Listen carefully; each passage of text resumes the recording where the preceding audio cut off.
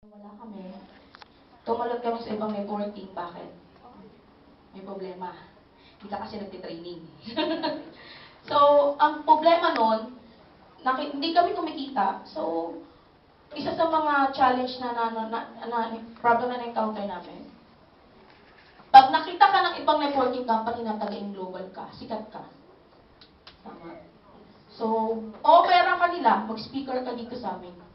Bigyan ka namin allowance, 10,000 kada speak. Tapos libre pa transportation mo. Saan ka pa? Hindi naman ako nag-network, mag-speak ka lang. Diba? So, napakagandang setup nun. So, green-up namin yun. So, nagtalon-talon kami. Halos lahat ng networking company dito sa Ortigas, alam namin. Ah, may nakakailan po. Baka ano na. So, yun, sabi, pag mga pioneering, sabi, wala na kayong marirecruit dyan sa yung global, ang dami-dami niyo dyan, mga taga-palakpak na lang kayo. Ba't ka pa mag-ano dyan? Dito ka na sa amin, pag pioneering ka, nasa taas ka, kayong kikita. Tama? Ganun. Kasi wala kang kinikita, kaya nadadala ka. Hindi ka pa nagtitraining. So, yun yung napakalaking problema. Kaya ganun ka-importante yung training. Sa mga member na, kapag nane-negative kayo, punta lang kayo sa opisina. No? Kung wala kayong panggalaw, gawa nyo ng paraan. No? Gusto nyo yumaman, pero wala kayong paraan. Paraan para kunin yung mga pangarap nyo. So, sa amin, ganon, may dalawang anak pa kami. Nag-umpisa lang po na lumaki yung grupo namin at magkaresulta kami. Nung panahon na nag-burn kami ng bridges. Binuhay namin yung bridges dun sa mga pinag-aakitaan namin. No, na nag-decide kami mag-full time. That time, nagpipray kami, nagpipray ako sa Lord na, Lord, gustong-gusto kong gawin yung in global. Nung una, nagpipray ako na opportunity na saan mo ako dadalhin na kaya ko makuha yung mga pangarap ko, kaya ko makatulong sa pamilya ko. Dinala mo ako sa in global. Ngayon, nasa in global na ako, may problema pa rin. Paano ko magagawa yung global na nahihirapan nga ako, nanay. Tapos, bantay sa bahay, tapos yung asawa mo yung trabaho. Tapos kailangan mo mag-asikaso. Parang wala ka ng oras. So, good news po, napakabait ng Panginoon natin. Mag-ask ka sa Kanya, ipag-pray mo lahat yun. Ibigay mo sa Kanya lahat. No? So, dinala niya po sa amin yung online marketing. And, good news po, through online marketing, wala pang 3 buwan. Yung from first year to 3 years, ang kinita lang namin 18,000.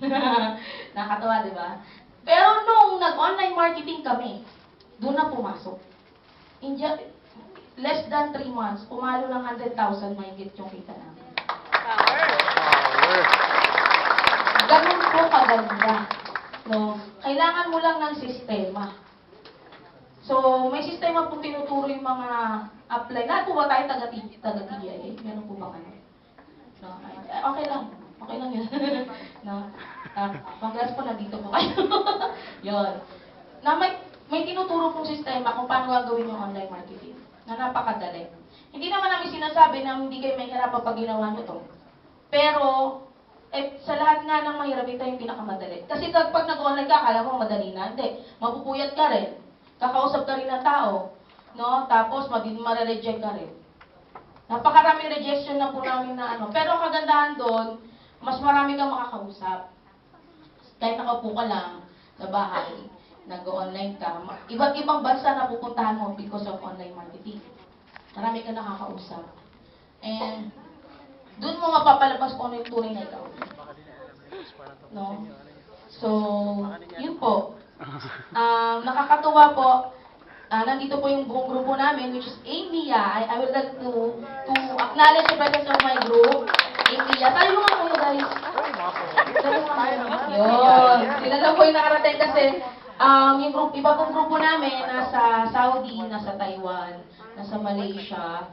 Sila po yung Cebu group. Congrats, walakpakan nyo naman!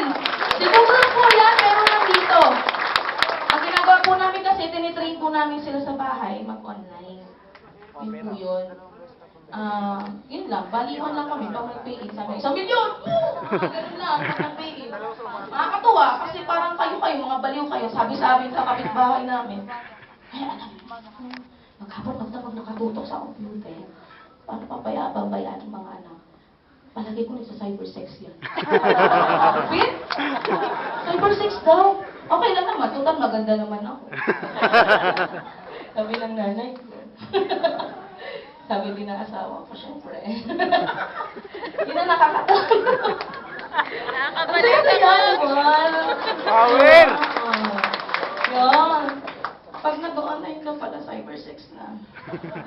Masakit naman nun. Maganda ka lang kasi sabihin mo. Ayun po. Bata pa po ako. Actually, member po kami ng Young Millionaires. Parang di mo tanggap. Yan pa po ako. 27 years old lang po. Nag-asawa po ako 21. Graduating po dapat ng accountancy pero naglandi. Isang set na lang, sayang po. Pero okay lang. Kasi alam nyo, nagamit ko dito sa business na to, yung lahat ng napag-aralan ko doon sa accountancy. Lupit ni Pero hindi naman ibig sabihin na hindi ako nag-employment. Nag-employment din po ako. Trinay ko rin naman kung anong experience na mag-employment.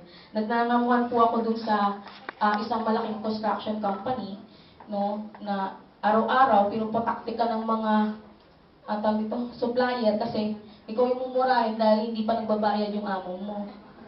Yun. Tapos, pag sinabing, may check na ba kayo na-release? Ang sabi ng manager, ma'am, ano pong sasabihin ko? Hindi mo wala. Sabi niya, nakausap ko yung Mega World eh. Nagpadala na daw ng check eh. Sabi po ng manager, wala pa. Mga ganon. Tatakpan mo. Ang hirap. Tapos, lahat ng, ang bait pa ng amo namin, every morning, puto kutsita. Alam niyo ba yon? Puto kutsita. Yun. Tapos, nakakatuwa kasi, walang natirang empleyado, ako lang. So, trinabaho ko, bookkeeper, accounting, secretary, purchaser, pati yung utos ng engineer namin, tinatrabaho na, ang hirap. So, nag-give up po ako. Kaya sabi ko, mas maganda pa yung walang trabaho. Bakit? Nung nagtatrabaho ako, lahat ako, anak ko nagkakasakit. Nung nag-global po kami, good news. No, hindi na po yung pagkakasakit namin. Nagkakasakit ka palit kasi, nagpupuyat ka. Pero, na-sustain ng food supplement. Yun yun. Yes. Tapos yung anak ko po dati, ilang hospital na yung inaanoan namin. Ano po siya, nagkaka-bronco, ganyan. Yung pinapatik ko namin siya nung complete, yan sama naman sa dede niya, 2 years kami ganun, then eventually, hindi na. Kasi nung namin yung global product, yun na lang po pinapatik namin. Kaya napakaganda ng global product, gamitin nyo. No? Kasi po ako dati, mukha akong tabla. Mukha pa rin ba? Baka mapahiya tayo na. Hindi. Dati po, dami kong tagya-tagyawat, kasi yung allergic asthma, lalabas ang tagya-tagya, yung gano'n-gano'n, pag yung sa usok pa lang, tapos sinusitis, halo-halo na, parang lahat na ng sakit, dinapo na sa akin. No? Ang hirap. So, pero praise God dahil sa yung global product, nakakapag-network po kami. Ako pala. Na yun, hindi na ako nahihirapang maglakad. Dati pagising sa umaga, yung asawa ko galit na galit kasi kailangan pa niyang iunat yung paa ko. Gout pala. Ganon. Bata pa po ako pero sakitin ako kasi abuso sa katawan. Sobrang sipag. Kasi nga since grade 6 nagde-network na po ako pero iba-ibang po kanya. No, walang resulta. So sabi nga, pag wala kang focus, isang bagay na ginagawa ko, no, hindi ka magkakaresulta. Kaya ang gawin mo, mag-focus ka lang sa global. Iano nyo yung sinasabi ng mga upline nyo, makinig kayo kasi experience ko na po na hindi ako nakikinig sa upline. Naninigaw-ligaw po kayo ng landas. No? Kung saan kayo. Mas maganda, kung ba para sa kabayo, ganun, upline nyo, para hindi niya kayo makatingin sa iba. No? Kasi napakaganda na na-igno, wala nang patutunayan. Kayo na lang may patutunayan sa sarili nyo. Yes. Diba? So, namilis na ba? Okay, time? Sige, hanggang bukas tayo.